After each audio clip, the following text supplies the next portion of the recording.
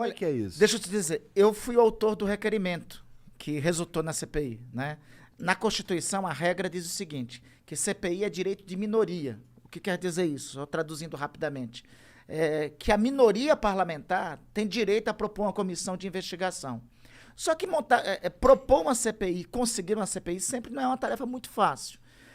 No começo desse ano, lá pelo dia 12, 13 de janeiro, acho que todos vocês acompanharam a tragédia que estava em curso em Manaus. Né? Foi o alvorecer trágico da segunda onda da pandemia aqui no Brasil.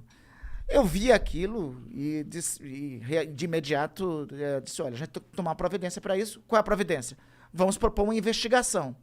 E até aquele momento, os dados do Brasil do enfrentamento à pandemia eram muito ruins. Né? Então, vamos juntar o que está acontecendo com Manaus com o enfrentamento errado que está se dando em relação à pandemia aqui no país. E propusemos a Comissão Parlamentar de Inquérito. Eu juro para vocês que minhas expectativas naquele momento eram baixas, né? Eu disse, olha, vai ser difícil conseguir as assinaturas. Se conseguir as assinaturas, vai ser difícil instalar. Se conseguir instalar, vai ser difícil ter uma maioria que queira tocar a investigação. Se conseguir tocar a investigação, o governo vai conseguir abafar, já não vai. Minha perspectiva era das piores. Bem naquele pessimista, momento. né? É realista para as circunstâncias que nós estamos. Né? Eu tenho uma frase de um filósofo italiano chamado Antonio Gramsci que eu gosto de sempre utilizo como mantra, né? Otimismo da vontade, pessimismo da razão. Naquele momento estava valendo mais, Monarca, o meu pessimismo da razão ali para concretizar. Mas a gente conseguiu. Mais cedo do que imaginávamos, em fevereiro nós conseguimos as assinaturas necessárias. Por que você acha que vocês tiveram essa facilidade que você nem esperava? Bom, primeiro porque é o seguinte, a pressão pelo que estava acontecendo no Amazonas, e, assim, os dados da pandemia eram muito graves, né? Isso pressionou os senadores. Segundo, tem um detalhe, o Senado tem algumas diferenças da Câmara, né? A Câmara é mais vulnerável à pressão do governo, né? O Senado, ele... como o senador depende muito do voto majoritário, é que é diferente. O deputado é eleito pelo voto proporcional, ou seja, uma parcela do povo elege. O senador não, pretende do voto da maioria dos cidadãos. Então ele é mais vulnerável à pressão popular. Eu acho que isso teve um papel... Os congressistas, né? Os senadores. Não, os senadores, verdade. Os senadores. Desculpa, eu entendi porque o nosso parlamento tem duas casas, sim, né? sim. A Câmara, que é a Casa de Representantes do Povo, o Senado, que é o caso dos representantes da Federação. Então acho que isso influenciou para pressionar os senadores a subscreverem, né? E o segundo, a coordenação do governo estava muito frágil naquele momento. E a gente foi conseguindo assinaturas, quando vimos, tínhamos assinaturas. Aí teve resistência para instalar. E aí 2 colegas senadores, o Jorge Cajuru e o Alessandro, foram ao Supremo Tribunal Federal, conseguiram uma medida, e aí isso determinou a instalação da CPI. E depois, na composição da CPI, se constituiu uma maioria que é o seguinte, olha, não, vamos tocar a investigação. Junto com isso, teve mais um outro efeito, né? As pessoas começaram a acompanhar a CPI, a pressionar, a ficar de olho nas senadoras, nos senadores, na atuação. Isso começou a criar uma exigência maior por resultados. Sim, até porque está tendo ampla cobertura de tudo quanto é lugar. Inclusive, não é nem muito difícil, dá para ver ao vivo, é fácil, né? Não é...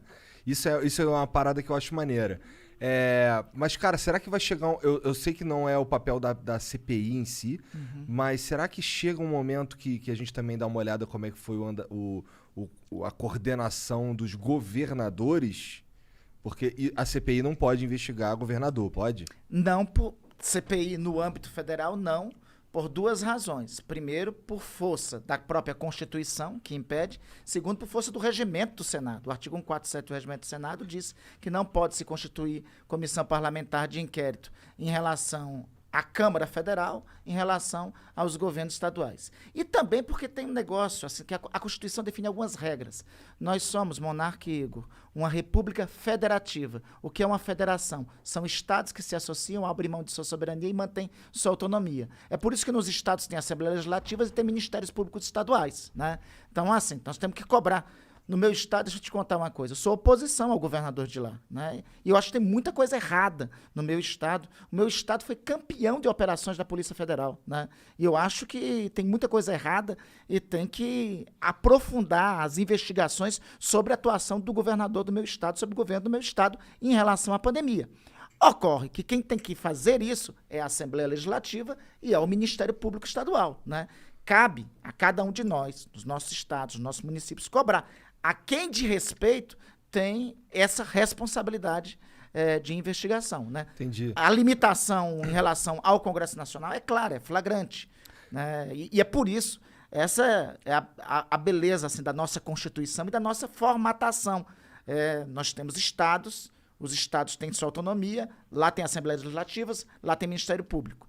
Nós temos a União, quem fiscaliza a União é o Congresso Nacional, é o Legislativo, é o Senado e a Câmara, e ele que tem que cumprir o papel de investigação.